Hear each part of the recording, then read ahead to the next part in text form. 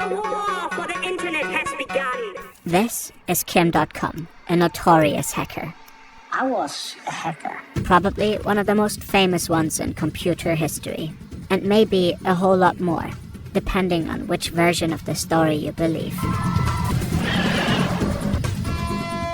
One of Germany's earliest tech entrepreneurs.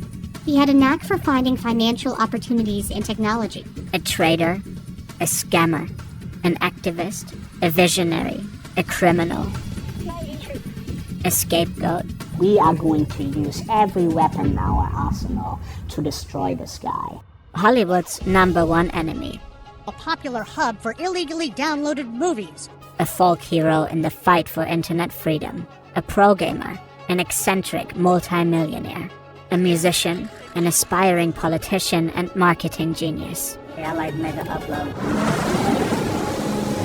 Kim.com may be many things, but one thing is for sure. He has changed the internet forever. And this is his story.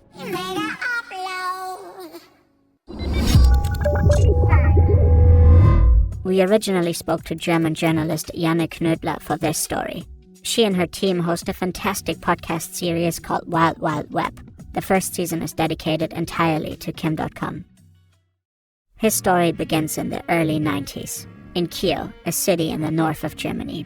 This is long before he launched the infamous file-sharing platform Mega Upload, before he became the most wanted man on the internet. Back then, he was just Kim Schmitz. He will later claim he attended an elite boarding school in a castle, and that he graduated with a special diploma for gifted students at just 17. None of that is true. He actually went to a public high school for lower secondary education and lived in a home for troubled youth.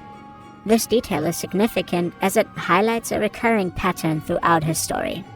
Kim has always tried to portray himself as more than he actually was, as bigger, better, and smarter than his peers. Kim's parents separate when he is young. His father is a violent drunk, so the boy often retreats to the safety of his bedroom. There, he discovers the magic of computers and becomes obsessed. He starts writing his own programs and gets involved in the early days of the internet, before most people even knew what it is.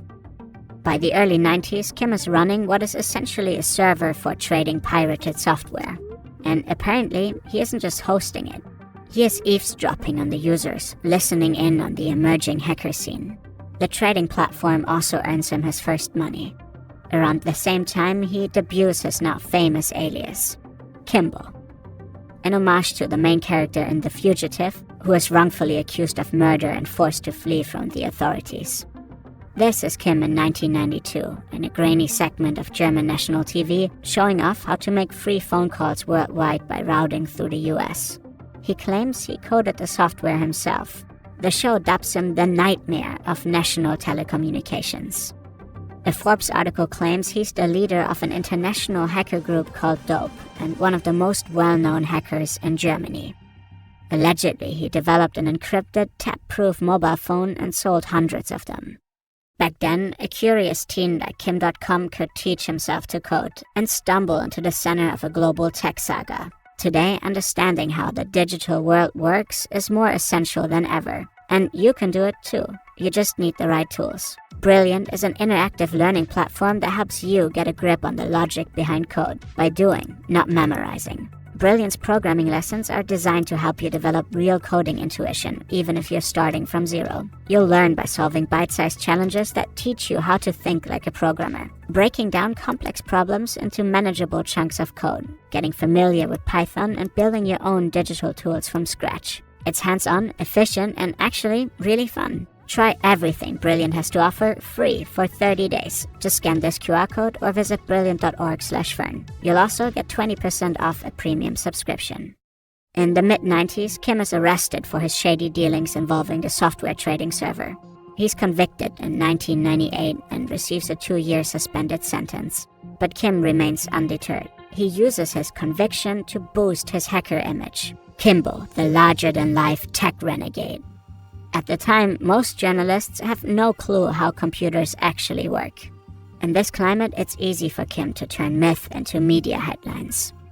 He claims to have hacked into Citibank and wired $20 million to Greenpeace. That is almost certainly made up. While Citibank had in fact been hacked a few years earlier, the hackers were Russian, not German. And they definitely didn't donate the money to Greenpeace. Kim also claims to have breached both the Pentagon and NASA. Again, the hacks were real, but not carried out by him. People in the scene start having serious doubts about whether Kimball even has the skills to pull off any serious hacking. But scattered skepticism doesn't dent Kimball's carefully crafted image. He doubles down on his reputation and launches a cybersecurity firm called Data Protect. The logic is simple. Who could better protect you from hackers than the most dangerous hacker himself? Data Protect takes off and he starts to make serious money. In 2000, he sells 80% of the company. It's the peak of the dot-com boom and Kim has ideas. Some are actually ahead of their time, like an early version of two-factor authentication years before it became a thing. Then there are also ideas like the Mega Car, a concept car with an onboard computer, built-in video conferencing, and 16 SIM cards for mobile internet on the highway. It never hit the market.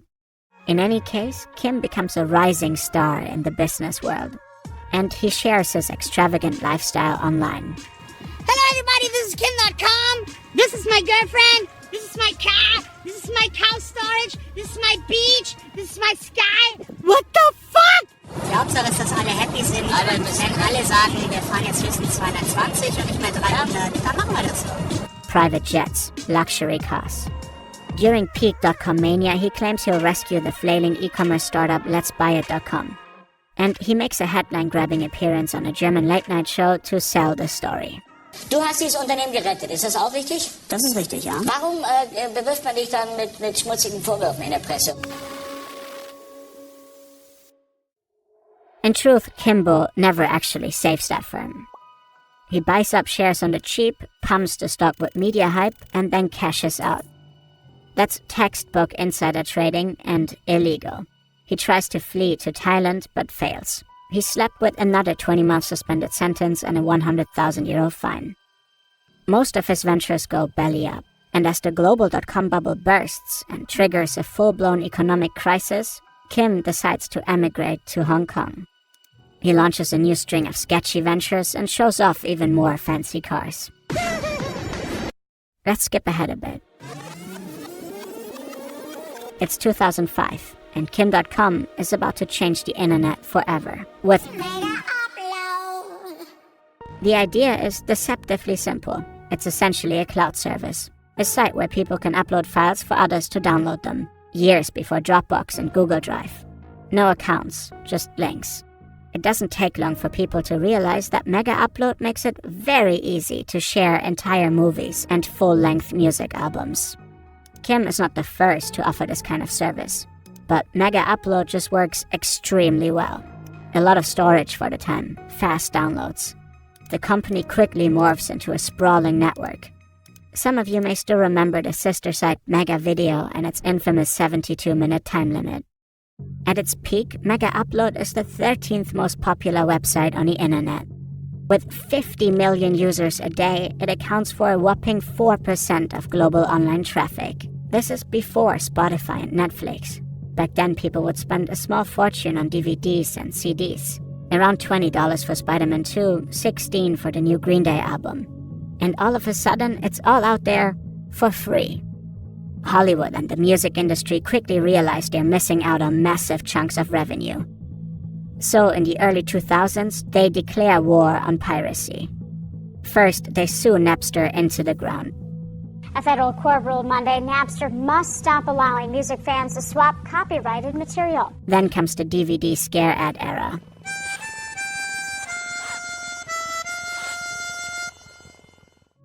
But none of that is stopping Mega Upload. For years, authorities struggled to get a grip on the platform, and no one really knows who's behind it.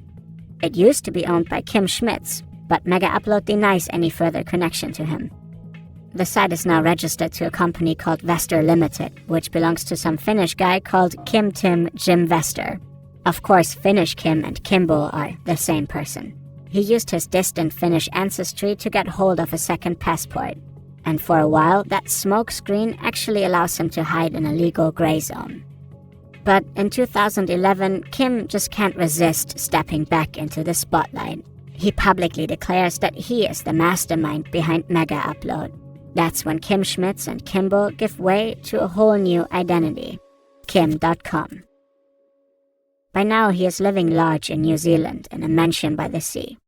He is collecting luxury cars and uses his free time to become one of the top-ranked Call of Duty players on the globe.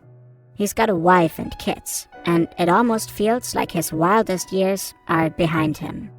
Maybe he thinks he's far enough from the US to be safe, out of reach, because instead of keeping his head down, Kim lashes out, and he takes on the global music and movie industries head first. When I gotta send files across the globe, I use Mega Upload. His Mega Upload song from 2011 is extremely provocative. Some of the biggest pop stars of the day appear in the music video, publicly backing a platform that Hollywood sees as the embodiment of internet piracy, supposedly responsible for billions in losses.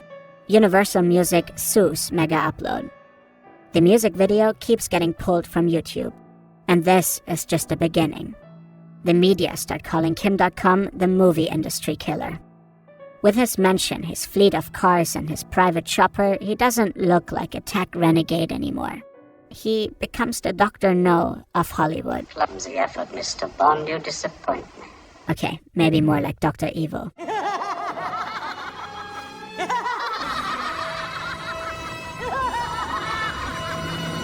Either way, he becomes a scapegoat. On January 20, 2012, New Zealand police raid .com's Auckland mansion at dawn. At the request of the FBI, more than a dozen heavily armed special forces storm the property. They call it Operation Takedown. They seize luxury cars, designer watches, and hard drives. Simultaneously, there are raids across 8 other countries. In Germany, police confiscate a brand new Mercedes Kim just got his mom for Christmas. The FBI takes over Mega Upload. All sides of the company go dark. The authorities claim that Kim.com is the ringleader of an international criminal enterprise, that his platform has been built from the ground up to traffic stolen digital content, and that everything else, the branding and business model, is just a front to cover up its real purpose. According to US prosecutors, he and his accomplices have caused $500 million in damages while making $175 million for themselves. Now, Kim is facing extradition to the States and up to 55 years in prison. But is that really the whole story? Is Kim.com actually a criminal mastermind? His defense is pretty straightforward. He says he basically invented Google Drive before Google did, that Mega Upload was just a platform, and that he couldn't be held accountable for what users chose to up or download. But under US law, being a file-sharing platform doesn't just give you a free pass. You have to actively make sure copyrighted content isn't being shared illegally. And the indictment documents say he did too little, too late. Kim, of course, insists otherwise. He says Mega Upload had systems in place to take down copyrighted material upon request. He claims his platform even provided big Hollywood studios with the tools to remove the content themselves. But prosecutors argue that Mega Upload's supposed good intentions were just a front. Behind the scenes, they run a rewards program, paying users to upload popular shows and movies. The platform also supposedly dragged its feet on takedown notices, keeping content online longer to rack up more clicks. Janne Knudler and her team have reviewed leaked Mega Upload documents and emails. They suggest Kim and his crew were fully aware of what was going on their platform. Kim insists the whole thing is a massive political conspiracy. He's never been able to provide any proof. But the full-blown international raid and the threat of 50-plus years behind bars, that does look like authorities are trying to make a point, turning Kim.com into an example. And there is a political layer to this story. The US film and music industry do in fact have massive lobbying power. For example, the then head lobbyist for Hollywood's biggest trade group MPAA was a close friend of then Vice President Joe Biden. And Biden has a reputation for being tough on online piracy. Over 10 years pass. Kim.com relaunches Mega.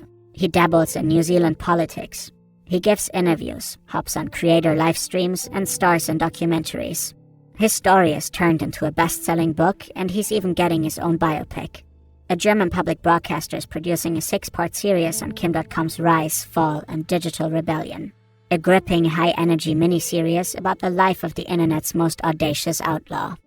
For a decade, he fought his extradition with all that he's got, appeal after appeal, hearing after hearing. But in August 2024, New Zealand's Justice Minister signed the order. Kim.com will be extradited to the US. He faces charges of copyright infringement, money laundering, and racketeering. Just months later, in November 24, Kim suffered a serious stroke. He hasn't said much since. Just one post on X saying he's in recovery, asking for patience and prayers. So, who is Kim.com, really? An internet freedom fighter? Or a ruthless criminal? The truth, as always, is messy. He's charismatic, funny, larger than life.